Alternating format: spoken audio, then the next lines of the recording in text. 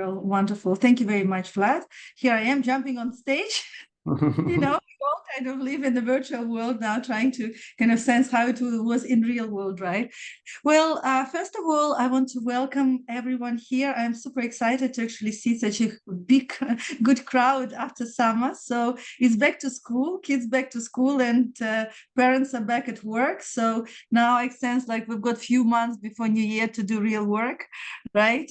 So welcome back, everyone. I hope you had great summers with your families, loved ones. I hope you feel rejuvenated, rested, and have energy now to create and achieve your goals this year. So I'm very excited about topic today for a number of reasons. Number one is because it's presented by one of our senior advisors and who's like almost my mentor, person with 30 plus years experience in international investing and funds and banking. And secondly is because the market, US, is one of our key markets. It's a very big part of our geographical focus. And we have a very strong investor network supporting and interested in that market, and have strong capabilities to support projects in the US and Canada. So it's not the first time we're covering topics related to US market. And today the topic is about incentives that could help project developers make their projects viable, more profitable. So that's a very, very interesting topic. And Jim will actually give very wonderful, very great overview to kind of let you know what's really available and what you should be aware of. But before that, I just want to make a quick introduction and announcement to our network, for those people who don't know us, and actually those people who know us, because we have wonderful updates. And when our team is growing very dynamically, and my responsibility is to bring good people on board to join our team. And I always proudly say that we actually build our network one by one, face to face. We had thousands of meetings with Vlad face to face, and I really truly believe that this is a way to build business, is to actually meet people and give them, build solid value proposition and make sure that then, you deliver on that brand promise. And this is exactly what we, trying to do and doing our best, in trying to deliver. I'm sure that we're not always perfect, but we're always striving to be the best we can be in relation to helping green energy project developers get funding on optimal terms. This has been our commitment, and this has been commitment of all of our team continuously.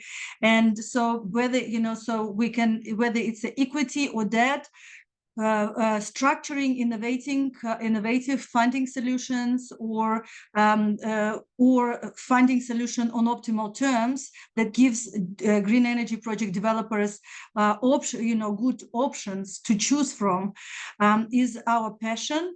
And I can proudly say that at last we feel very, very, not at last, it's been like this for some time, but now we're also adding some great solutions like ability to help project developers with DevEx.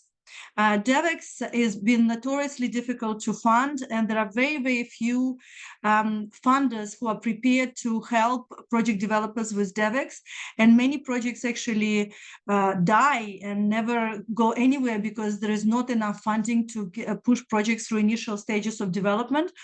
So we also just now creating built a very strong partnership with one of our Luxembourg platform funding platform for equipment lease and equipment finance. Ability to fund more niche projects that normally the mainstream, say, commercial funders would not fund, is also been added to our kind of array of, Rolodex of funding options. So Yes, and structure basically finding options also for emerging markets that would be very happy to discuss. So if you are a project developer, whether you have projects in US or in any other part of the world, please do reach out to us. We would be very, very happy to see what we can do for you.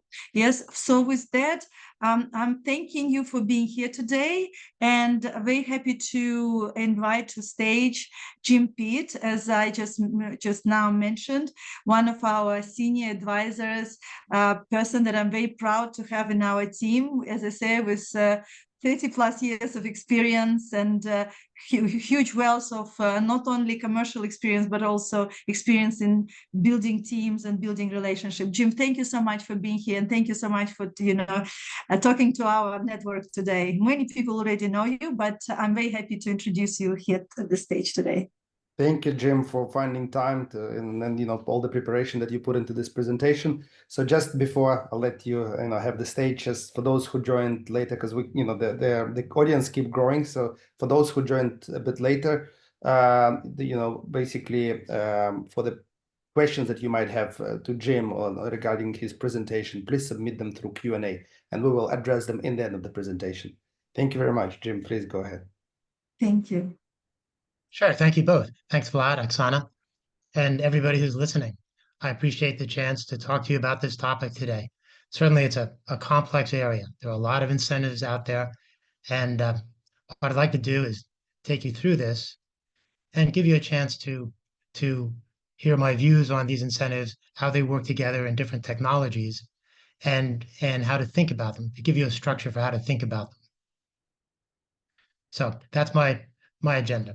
We'll give first a little bit of background on the need for these kinds of incentives, and then look at three in particular: the Inflation Reduction Act, the Low Carbon Fuel Standard, and RINs, or Renewable Identification Numbers.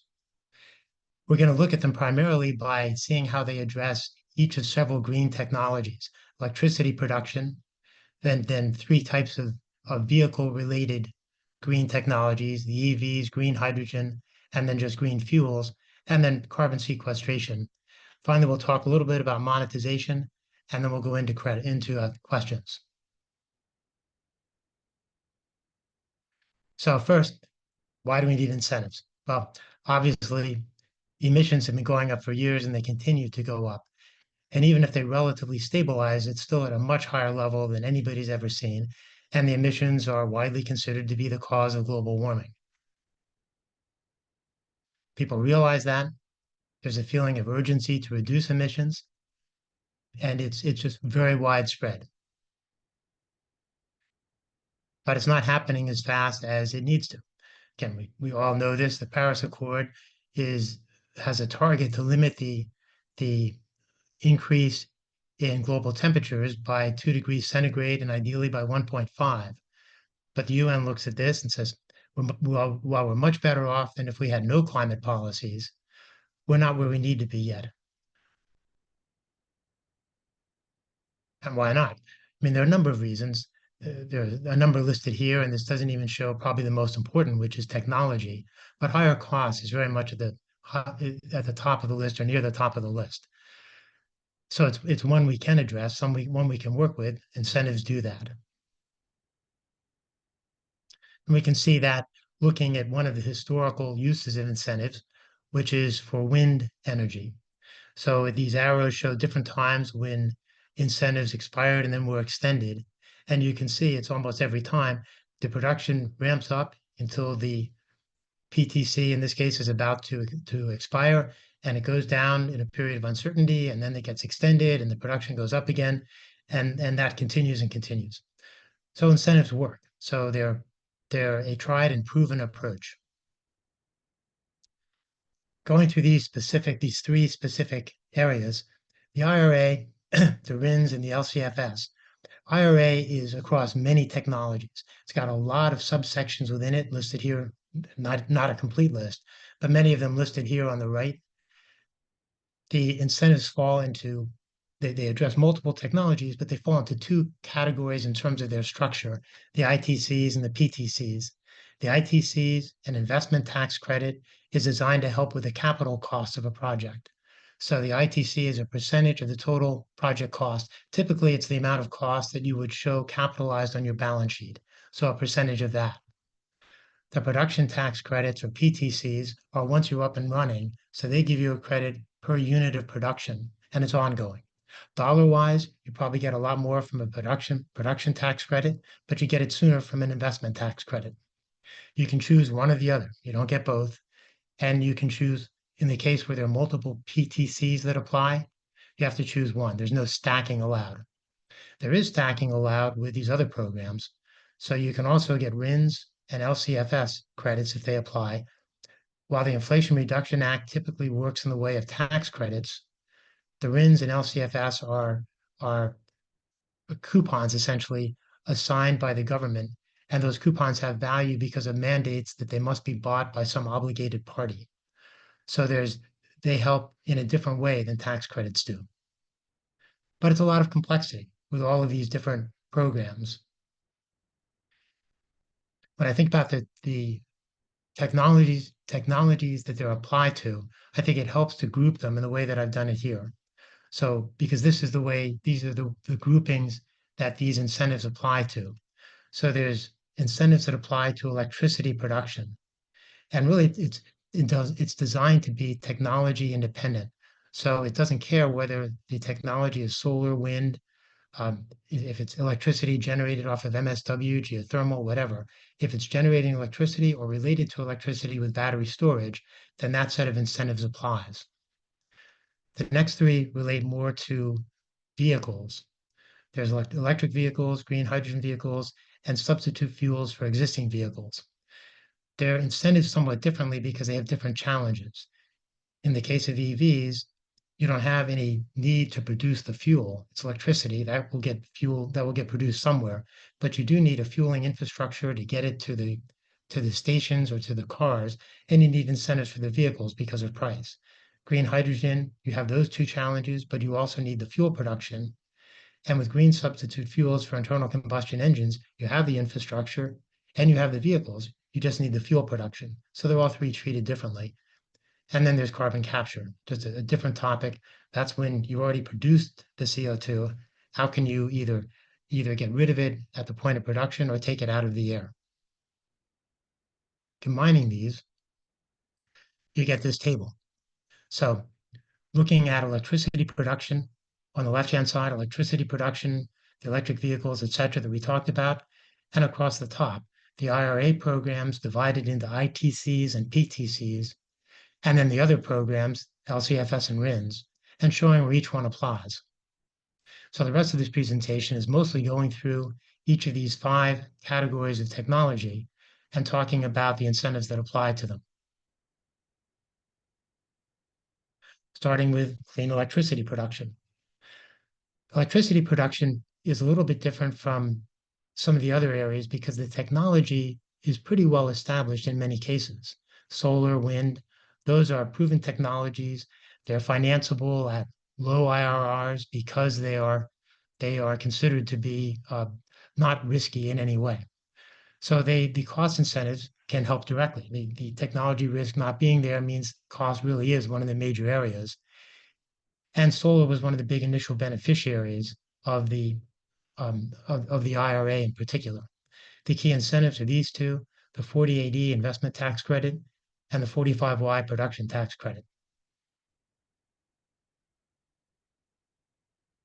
So again, all the different technologies that this can apply to. One important qualifier is that it must be zero carbon. So solar is intrinsically zero carbon, but you can have a zero carbon MSW plant, but you have to make sure you've sequestered all the CO2 or taken care of it some way to make that work. So for these incentives to apply, that's what you need. And the structure for applying this investment tax credit is similar to other investment tax credits. There's their full rate. This is the standard rate you should think about, 30%. So you get 30% back as a tax credit. They'll show this base rate of 6%, but that assumes you don't meet the prevailing wage and apprenticeship requirements. The benefit of being 30% rather than 6% is so great, you're going to make every effort to meet the PWA. So that really is the standard. It's an unusual project that would be justified in going ahead at 6%, but would not want to make the effort to get to 30. Then there's bonuses for domestic content. So if you buy a sufficient amount of your equipment from the US, you get the additional 10%. And if you're in an energy community, which is something like a place where there was a coal plant that is now shut down, or a low income community, then you can get an additional 10% for each of those. And there's 20% additional for special buildings and economic benefit projects. The cap is 50%. So typically it's 30% plus two of these three gets you to the 50% benefit. That's a tax credit. And I'll talk more about that later, but in general, with a tax credit, you'll either apply it to your own earnings, which is unlikely because most of these projects don't have immediate earnings while they're getting built, or you'll sell it, which is the typical way. The production tax credit, same technologies, same caveat, has to be totally zero carbon emissions. But now the payment, instead of being a percent of the upfront capital cost, is a dollar, or in this case, pennies, incentive per kilowatt. Again, technology neutral. It doesn't care where the kilowatts come from. But if you get your full credit, that's 2.75 cents, $2.75 per kilowatt hour. And then you get bonuses for domestic content and the energy community. If you don't meet the PWA, then each of those falls by 80%. So again, meeting the PWA, the prevailing wage and apprenticeship program requirements is almost a given. So I focus on that. So this is very simple, very straightforward. For clean electricity production, you give incentives for the investment, and you give incentives for the production, and you're incenting the development of those projects. And it covers a wide range of technologies. So if that's all there was to it, it'd be a very short presentation. It's very easy. Now we get into the vehicles. So again, as discussed before, each of these vehicles, each of these types of fueled vehicles has different challenges.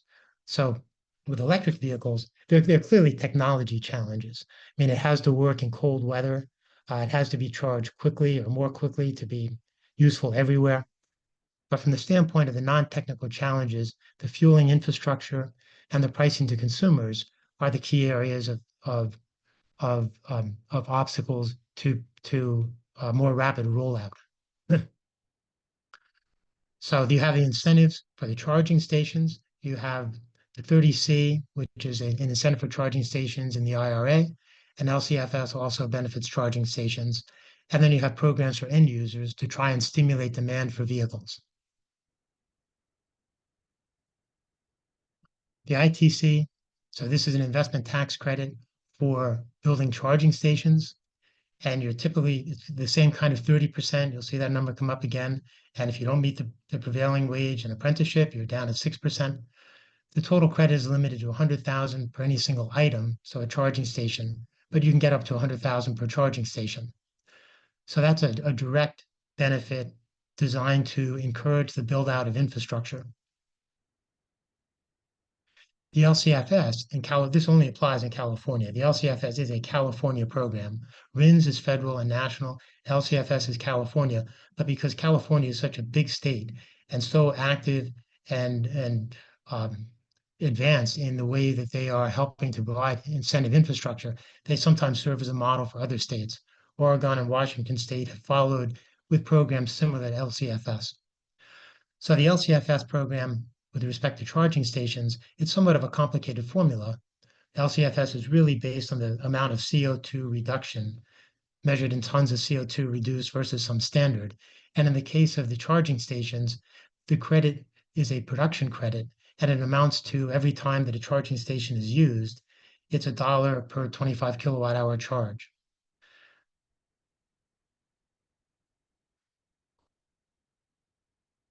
The other way that the LCFS is helping to improve the build out of charging stations is expressed by this complicated formula here that I haven't even tried to simplify, and I'm not going to go into any detail about it. Suffice it to say, it's an innovative idea, which is they're paying for charging station capacity that is not used. They recognize that the chicken and egg problem with EV vehicles is that if there's not enough charging stations, then people aren't going to use the cars or buy the cars. and vice versa. If there are not enough cars, the charging stations won't get built. So the way they're addressing that is to say that they will pay for capacity that is not used. So this formula basically looks at your capacity, says how much of it is used, and they'll pay you something for the rest of it. I don't know the exact number for it, but the idea is to cover your capital cost until you get enough volume to support them from the operation of the charging station. And then there are the incentives for individuals. In the case of electric vehicles, it's mostly cars and short range trucks. And the incentives are $7,500 for a EV or fuel cell, which is largely hydrogen vehicles, defined by weight. And if it's over that, so it's a truck, you can get up to 40,000. So good incentives to try and move forward on the vehicle side. Hydrogen, it's similar. Hydrogen has many of the same issues in terms of rollout, except it's not as mature even as the electrical vehicle market. So it needs to produce the hydrogen as well as manufacture the vehicles and build the fueling stations. And until all those pieces are in place, it's not really a self-sustaining system. Hydrogen does have the other potential use to make ammonia. I'm really not going to focus on that here. And just in case you hear this sometimes, you'll also hear not just green hydrogen, but I think there are 10 different colors of hydrogen. Blue hydrogen is when you sequester any CO2 involved in its production. Pink is when you use nuclear, etc.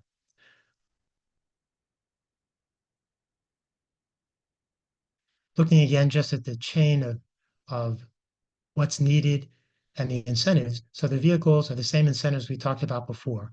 The IRA incentives, the 30D and the 40W, 45W. There are also state incentives. With hydrogen, the immediate focus is more trucks. With electric vehicles, because of the limitations of battery technology and how far it can go and how much storage density it can have, it's better suited for cars and light trucks. But heavy long distance trucks, a liquid fuel that can be rapidly put in and has a high energy density, so you're not using half the carrying weight of the truck to carry batteries, lends itself to hydrogen. So there are incentives, particularly in these more progressive states like California and New Jersey, large incentives to help incent the transition of the trucking fleet from carbon-based to hydrogen. In the case of the fueling, it's the same, the fueling logistics infrastructure. It's the same 30C tax credit and the same LCFS production credit to help with that. And then there's an incentive to actually just produce the hydrogen. And that's the 45V. It's based on the production. It's a 4-tier incentive, depending upon the amount of reduction in CO2 in the particular way that the technology, the typical way that the hydrogen is formed. So for example, if you are at zero, then you get the full credit of $3 basically per kilogram or per liter of H2. And then it goes down as you get less savings. So an example of full savings would be if you had a solar farm and you're using the output from the solar farm to run electrolysis to produce the hydrogen, then you're at $3. If you're reforming natural gas, then you're not. So it depends upon the production pathway, but it can be $3. That's basically 1 kilogram of hydrogen has about the same energy density as a gallon of gasoline. So you're very close to the same. You're at $3 per gallon. You're getting a very helpful incentive.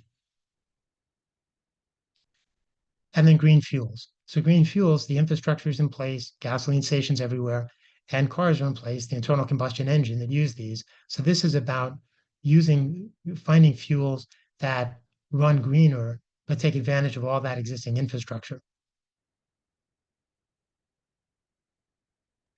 One point here about these incentives, I'll make it here. Well, 2 points, actually, I'll make both these points. One is the technology that's used for these green fuels has somewhat of a greater risk than some of the other technologies.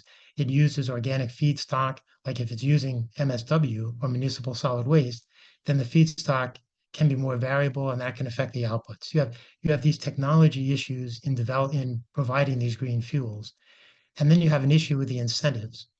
So the incentives are are the three that are most important.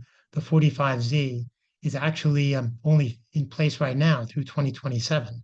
It will probably get extended, but the fact that it's not in place now creates an uncertainty. LCFS and RINs have market value. So those credits get traded and the value can go up or down depending upon what's going on in the market and even by some of the mandates from the government.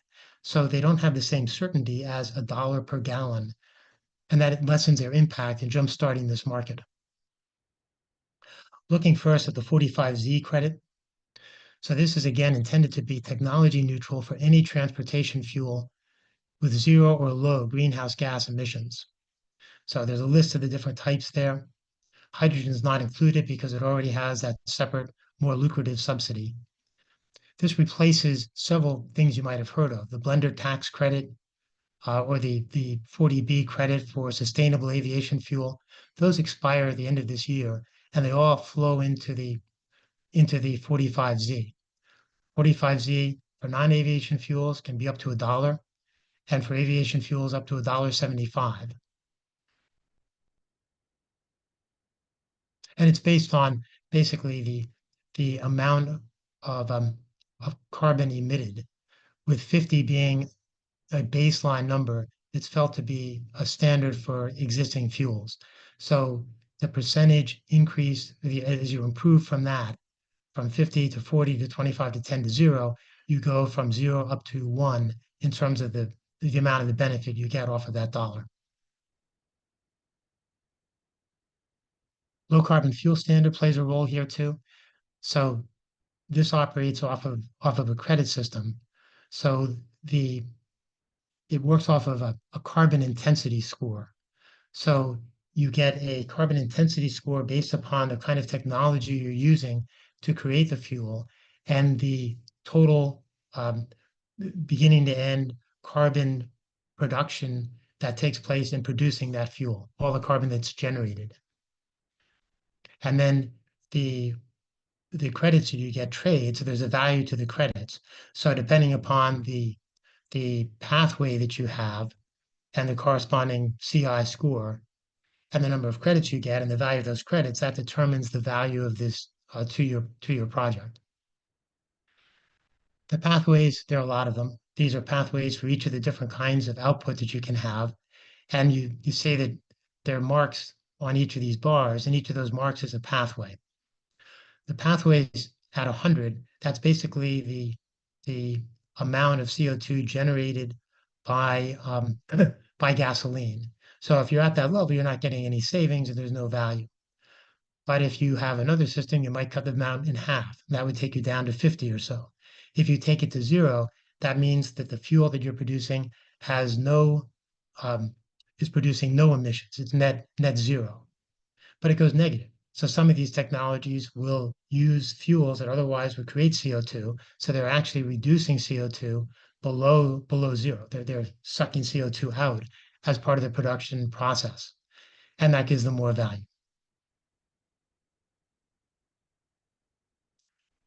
When you look at the premium CI score that you have, you're getting credits at a variable rate. Currently, it's about $52 per metric ton of carbon reduced.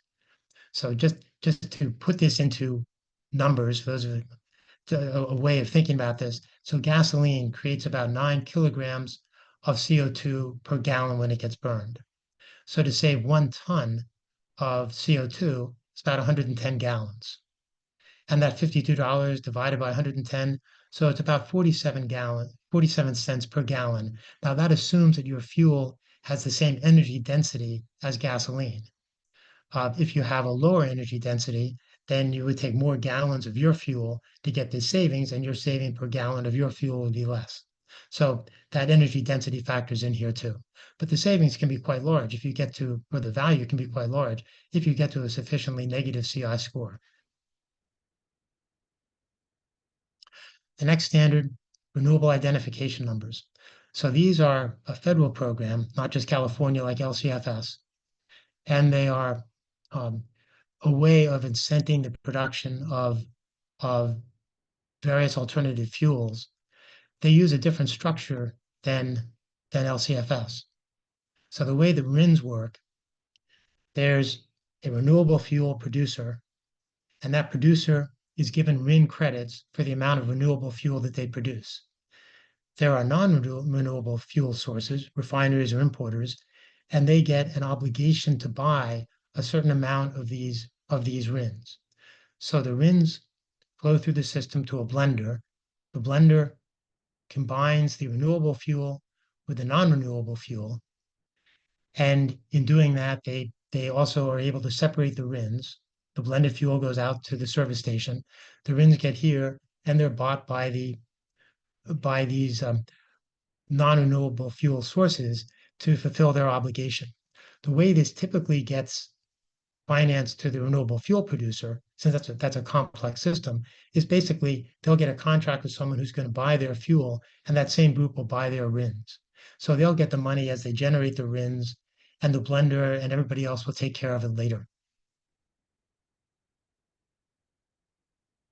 To think about all these different fuels, the incentive programs, the 45Z, LCFS, and RINs across different kinds of fuels, what's it all worth? So a 45Z for fuels can be up to $1. LCFS, various numbers. This is representative, not definitive. And then RIN values based upon some of today's values. So you could end up with numbers a little under 2, a little over 3, SAF 2.5, but it's approaching in aggregate the value that even hydrogen was seeing of $3 per gallon. So meaningful numbers. When you consider the price of gasoline is at least $3, $4, $5 per gallon, depending upon where you are. So these are serious and meaningful incentives. Last thing to talk about here is carbon sequestration. So carbon sequestration, you can see it from the picture here, you have an industrial facility, the gas goes out, but if the CO2 can be captured and then put into something where it will never be released or made useful, then you've got carbon sequestration. It also can work with direct air capture. The benefit here is the CO2 density is quite high. So whatever system you're using is working with high density CO2. When you go to direct air capture with algae or whatever, you get into lower concentrations of CO2. The tax credit provided by the 45Q, which is the production tax credit in the IRA, is again expressed in terms of dollars per metric ton of CO2.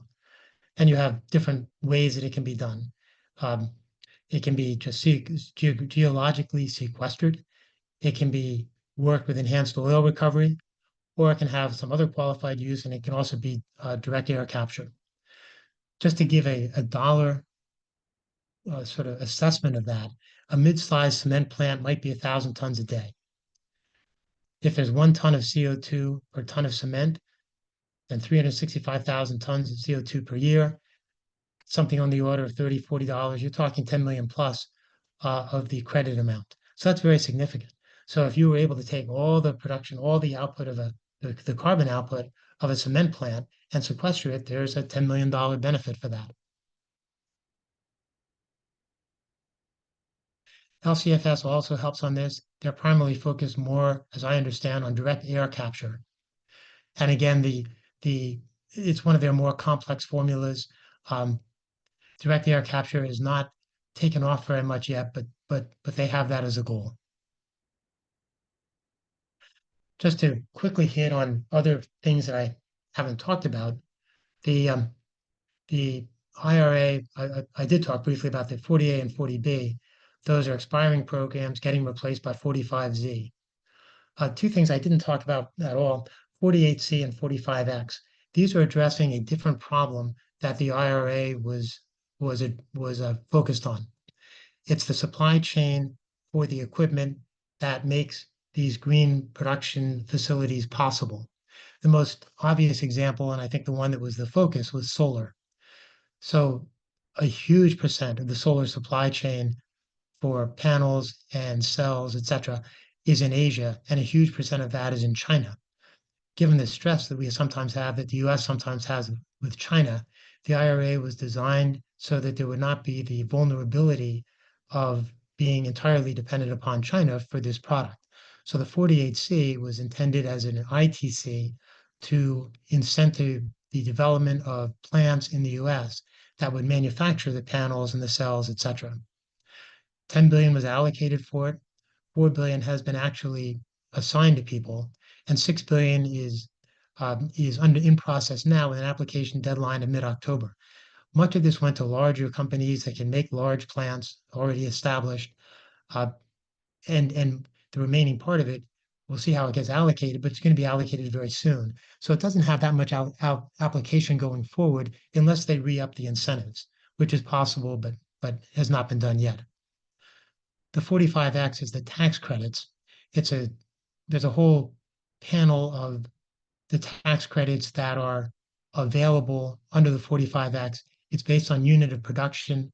So the table, for example, will show that with panels, you get 7 cents per kilowatt, solar panels. Now, a solar panel might sell, I'm not up on the most recent price, but 30 cents, 35 cents per kilowatt. So 7 cents is a substantial fraction of the selling price. The U.S. also put in some import tariffs to protect that business as they try and rebuild that industrial base in the U.S. So supply chain incentives are there. They're being used for sure. And they're just less relevant for building the plants that actually make the output.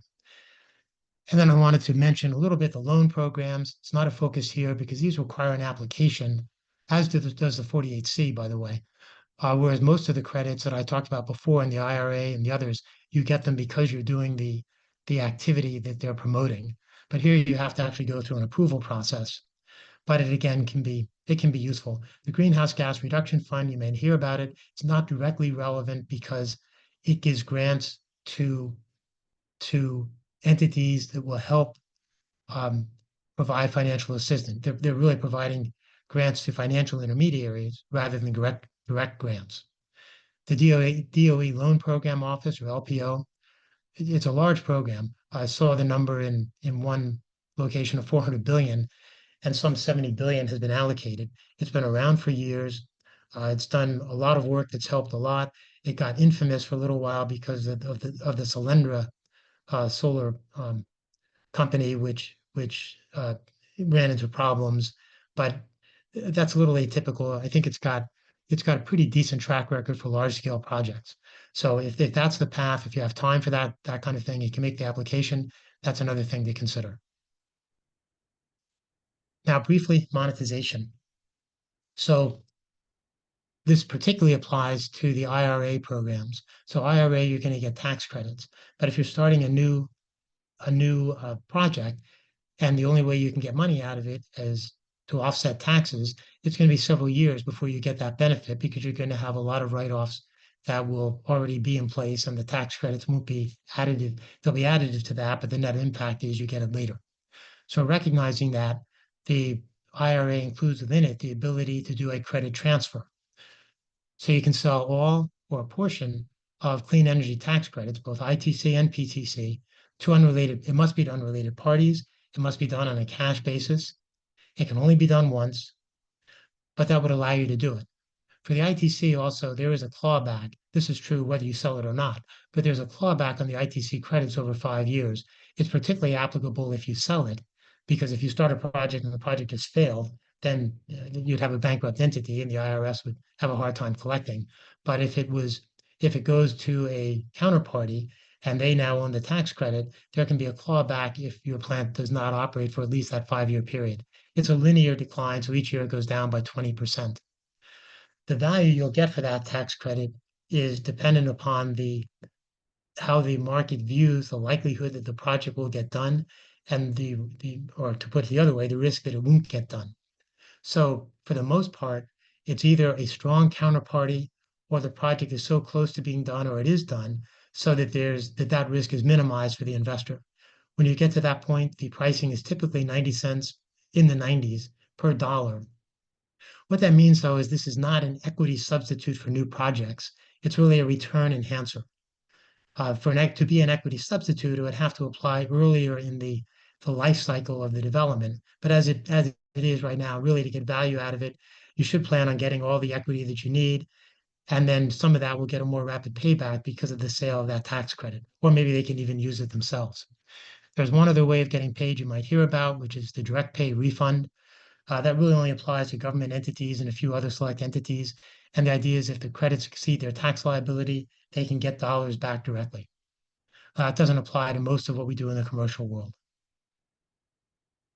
So that's the major elements that I wanted to discuss today. So we've gone through the electricity production, the different elements of we've gone through each of the different kinds of technology, electricity production, vehicles, et cetera, carbon capture, which incentives apply to each of those technologies. We talked about what the incentives do. We talked about the value of these incentives, and we talked about how you monetize them. I would say that these incentives have clearly had good impact. They have clearly helped a lot of projects move underway. They are a little complex, but they are working well. They are worth applying in the project. We see them all the time in projects, and in some of the projects, particularly in these in the green fuels projects, they can account for a substantial portion of the revenue. So, and in hydrogen, the same. They can be a very substantial portion of the revenue. So it's been a very successful program. I hope this kind of overview of the incentive infrastructure and the way it can apply has been helpful. It's an area that I have become much more involved in, and I'm happy to talk about any time. If you have questions about it, we'll talk for questions now. But if in the future you would come up with additional questions, you can reach me through QPQ, and my presentation will be sent to you, and I would be happy to talk about that at any time. And certainly, if you see projects or other areas that we can help with, we would love to be able to discuss those with you. So with that, I think I will move forward to this and see, Vlad, turn it back to you and see if there are any questions. Thank you, Jim. It doesn't matter how much we listen or I listen or learn about those incentives and in general in IRA. I think that it's just the program is so dynamic. It's just you never can know everything. So every time I listen, I find new, basically discover new things about it for me. So we have a lot of questions. I don't think we'll be able to cover all of them, but let's try at least to cover as many as we can in this 15 minutes that we got left. And thanks again for very interesting content. You mentioned that in one of the slides that so basically you said that one or another. Does it mean that one cannot have both ITCs and PTCs for the outputs? Yes, and let me give a quick answer and then a slightly longer answer. The quick answer is you have to choose. They both can apply, but you have to choose one or the other. They don't want you to have both. And then let me qualify that by there are often ways in these kind of regulations that on the face it says something and then there's actually a way to do it. So for example, if it's something that is comes up in other situations, you have two different entities. So one entity does one part of the production and another entity does another part, and they each apply for separate incentives. And so you end up getting two incentives where if it was a combined entity, you could only apply for one or only apply one to that particular situation. But the general rule is, yes, you just get one. Right. Okay.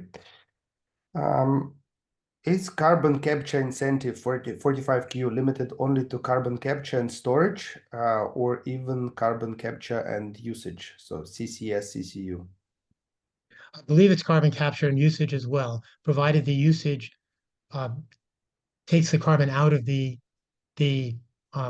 cycle of going back into the atmosphere. Great. So another question, is there any view on what could the annual quantum be for IRA PTC, specifically for 45X? The question came from Hina. She says she came across a number of C59BN only through 45X. So again, about the question, is there any view on what could be annual quantum for the IRA PTC? So basically, I suppose the limitation or maximum PTCs that you can get. The PTCs, there's a table. The table outlines the it shows all the different areas that are incented by 45X, and it gives a dollar amount for each one. But it's really a time limitation. So most of these programs expire after about 10 years. 45Z is an exception, it expires sooner, but there's a belief that will get extended. But in general, they expire around the 2032 to 2034 timeframe. Some just end, most phase out over a couple of years. And however much you produce in that time frame, you get the tax credit. So there's not a ceiling on it from that basis. I'm not sure if that answered the question, but Yeah, perhaps, if we haven't answered your question, you can also send, basically clarify what exactly you wanted to find out. So the next question is, can we club 45Z and LCFS and benefit from both in the same project? that generally works. The prohibition on on stacking them is within the IRA. The state programs and even the other federal programs like RINs are available up to it can be used simultaneously, and the benefit is huge. I mean, again, like I say, it's really half the revenue on some of these projects. So projects that would be uninteresting without that can be very interesting with it. So the stacking is important. The in terms of how long they last, which is important because you're looking at different programs. The IRA, like I said, it's 10 years for most of them, though you have to look at the specific program. RINs get extended on a regular basis. They've been around for a decade and a half, but there is a conservative look at them would have an endpoint. I think the next endpoint is in the next couple of years, but they continually get re-upped. So there's a reasonable bet. But that gets back to the idea that these programs are good programs if they could be made stable for a longer period of time and the time uncertainty be eliminated. And if they were a specific dollar amount, so the dollar uncertainty would be eliminated, that would go a long way towards making these projects easier to finance. And then LCFS, that also has a time limitation, but given that it's California, most people will just assume that that's going to get extended. Mm-hmm. Very good. Thank you, Jim. So since we spoke about the duration and how long they last, there are a couple of questions related to different 45Y, 45X. So on 45Y, how long does the credit last? It looks like from one of your slides, the credit terminates 8 years from now, 2033. Is that correct? I believe it's 2030. I forget the exact year. They're almost all within 2032 to 2034, and there's a year or two of phase out. So it's in that range. Mm-hmm. And another question is also, is there any cap on how much 45X a company can avail? No, 45X is not capped. It's a time limitation. It's a production credit, and you can take as much of that as you can take as much of the credit as you earn through production. Mm-hmm. And Very then handy. great. And what are the risks? But again, 45X, remember, that applies to the special situation of making equipment that is going to be used to produce electricity. So in the solar, again, the easiest example, 45X applies to someone who's making solar panels. It doesn't apply to someone who's building a solar farm. So that's one of the clarities of distinctions between these different programs. Mm-hmm. We got one question which is probably more on the political side rather than on IRA itself. I don't know if you want to comment on it. Oh, sure. Which of these tax credits and incentives could be at risk with a possible change of government after the elections? I don't think RINs is at risk because that has already been in place under both administrations. I don't think LCFS is at risk because nothing will really affect LCFS. I think the IRA is pretty established right now. I don't really think that that's likely to but if there's risk, it's within the IRA. I am the other two I would not see as being at risk. And in terms of IRA, the way I would expect something like that to be at risk would be they just if they change it, they'd cut it off sooner, so that instead of ending in 2034, they'd end in 2027 or something like that. They would probably, for the investment tax credits, allow the existing plants to get built because they were built under that regime. Production tax credits, they might cut it off a little bit earlier. But I'm happy to comment on it, but I'm not pretending to have any real legal or political assessment of that you should rely upon. Mm. We don't have this magical glass ball to be able to look into the future and see what's. I save that for my stock picks. Good. So, and on a kind of specific example in terms of the technology, pyrolysis plants can be carbon negative and also land negative because if they process landfills, for example, they actually free up land. Is there any are there any additional tax incentives for going negative in this case? So, with regard to pyrolysis, I don't know of additional incentives beyond the ones we've talked about here. If you use the pyrolysis to create fuel and sell it in California, then you can get the LCFS credits for it. If you sell it in Wisconsin, you won't. So on the state side, there's an incentive to create that kind of fuel within easy shipping distance of California because the credit benefits are big. With landfills, I really don't think of I'm probably missing something in what you're saying. I don't think of pyrolysis as being a landfill technology, uh, but anything that results in bringing liquid fuel to market would benefit by the liquid fuel incentives in the IRA and LCFS and RINs. Yeah, no, pyrolysis can be used for processing multiple type of wastes, and and I think the question was related to when basically it's used to process landfills, so you kind of free up land, so you go. Oh yeah, so it's processing the stuff that otherwise would go into a landfill. Yeah. Yes, absolutely. Yeah, sorry, I was thinking landfill gas. Or actually get the waste from the landfill and process it. This is also Right. but I'm not sure how landfill gas, which is yes. All right, so does natural gas CHP with efficiency of about 65% qualify for IRA's PTC of 30% or more? Okay, would you say that to me again? A CHP, combined heat and power unit.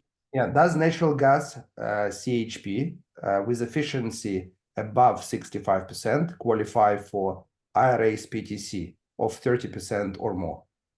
Well, the 30% would be an ITC.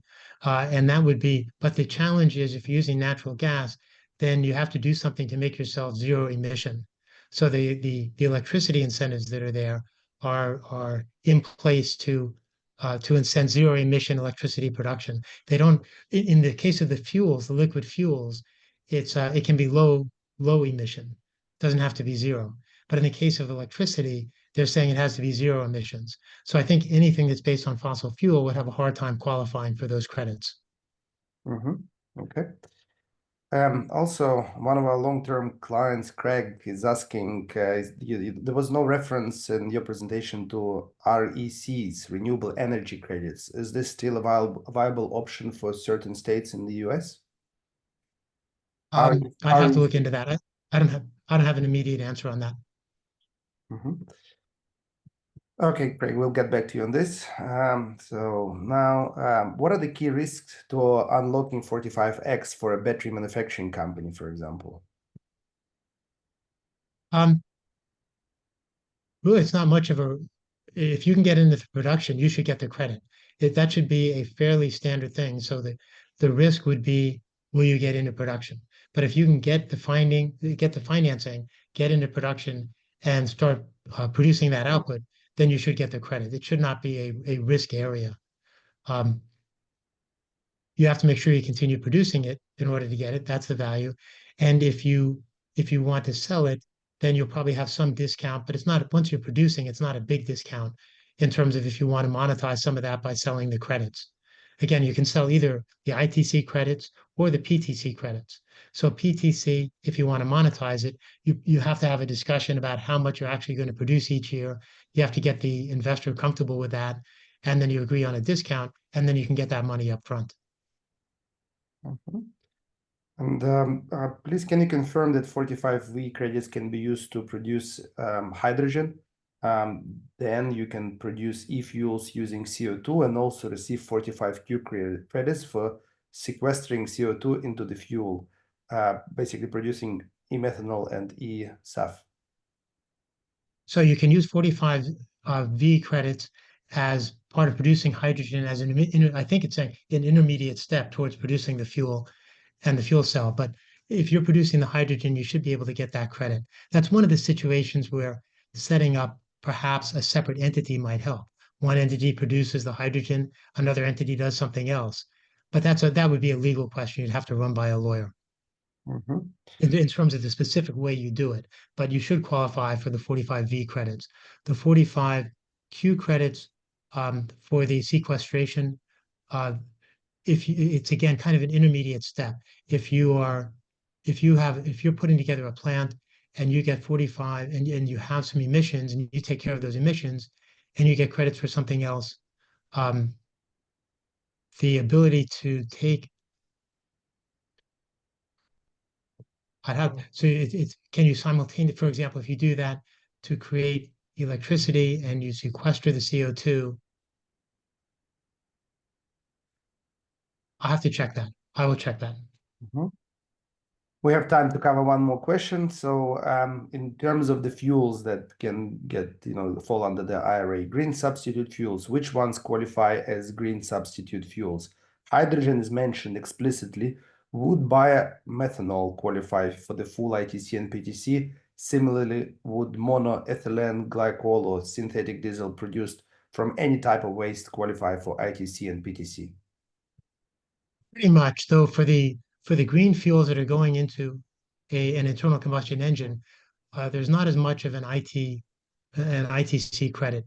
The PTC credits are the primary incentive for that. So